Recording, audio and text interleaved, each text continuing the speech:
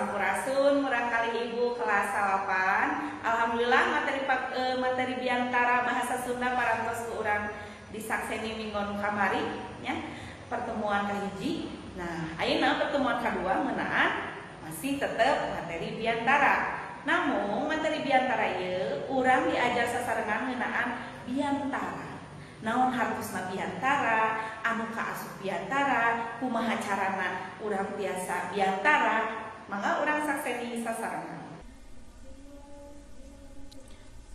Pengajaran biantara bahasa Sunda kelas 8. Ayeuna urang diajar ngeunaan mikawanoh biantara.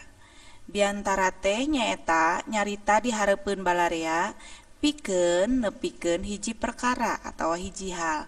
Sifatna monologis, ukur direspon ku unggek atau gideug, keprok jeung pasemon. Pasemon di dieu teh nyaeta mimik wajah.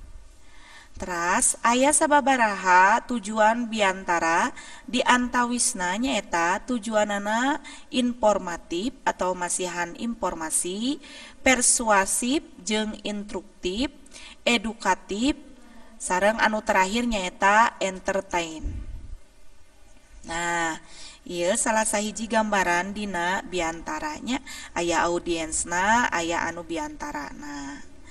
Teras upama nilih kana adegan biantara atau bagian-bagian biantara diwangun ku 3 bagian, nyaeta bubuka biantara. Biasana dina jero bubuka teh sok aya salam bubuka, terus ngahaturkeun sanduk-sanduk atau panghormat ka anu hadir. Anu kadua eusi biantara, biasana ngebrehkeun pamaksudan biantara. Anu terakhir nyaeta panutup biantara, biasana dilebetna aya kana sababaraha nya dina panutup mah. Aya salam panutup jeung doa biasana di akhirannya. Nah, ayeuna urang diajar ngeunaan metode-metode biantara. Aya metode impromptu atau secara spontan, metode ngapalkeun ngagunakeun memorinya, jadi kudu ngapalkeun lateksna. Teras metode naskah manuskrip, nah ieu mah tiasa nganggo naskah gitu. Teras anu kaopat metode ekstemporan atanapi gurat badag. Gurat badag di dieu hartina garis besarna nya anu bade didugikeun dina biantara. Nah, tuluy di dieu aya pandika biantara.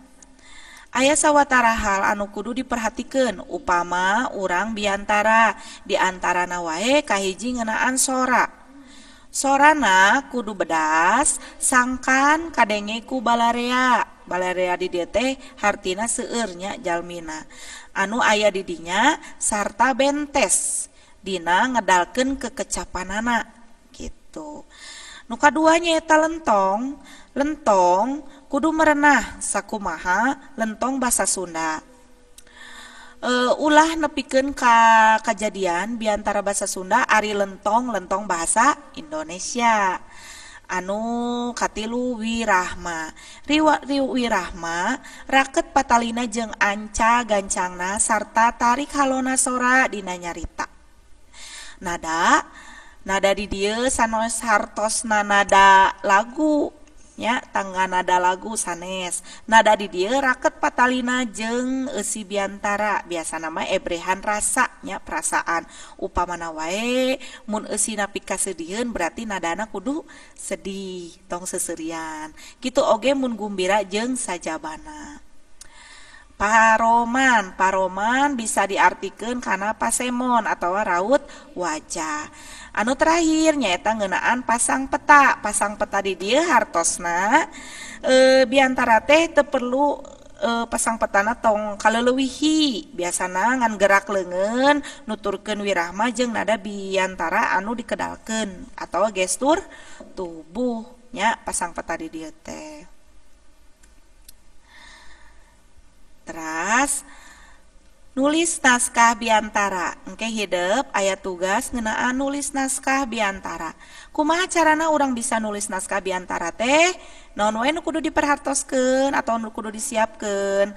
Anu kahiji nyaeta urang kudu merhatikeun dina acara naon urang rek biantara teh nya, urang kudu apal.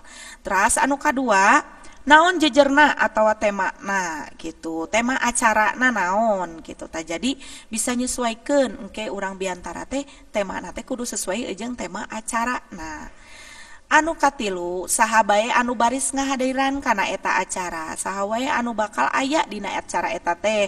Contoh misalna bakal aya Bapak Camat, Bapak Bupati, misalna teh masyarakat setempat. Tah urang teh kudu apal. Anu terakhir, salaku naon urang di dinya teh nya, salaku naon urang biantara di acara eta teh.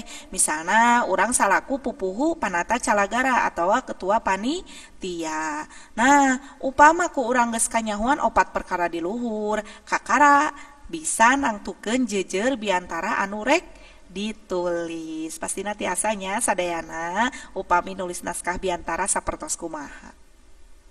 Ayeuna hidup kedah ngadamel catetan ngeunaan materi anu tadi aya dina video nya. Catetanna kedah sae, tulisanana oge kedah sae, kedah jelas. Terus engke catetanana dipotokeun, dikempelkeun atawa diunggah dina Google Classroom ieu. Ya, salajengna tugas keterampilan batas waktuna 2 minggon. Mangga ti ayeuna hidup ngadamel salah sahiji biantara atau teks biantaranya, teks biantara temana ngeunaan corona. Oke, panginten sakitu we materi pembelajaran pertemuan kadua ngeunaan biantara. Minggon payun urang tepang deui. Assalamualaikum warahmatullahi wabarakatuh. Sampurasun, hurit Sunda.